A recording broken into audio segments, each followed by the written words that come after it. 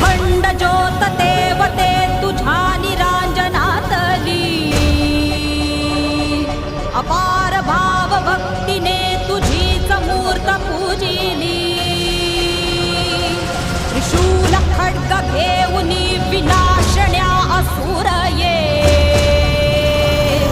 बनून रौद्र कामिनी प्रकाशण्या तिमिर ये.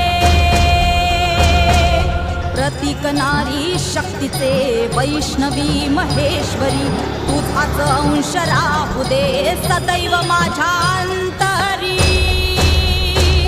आई अंबे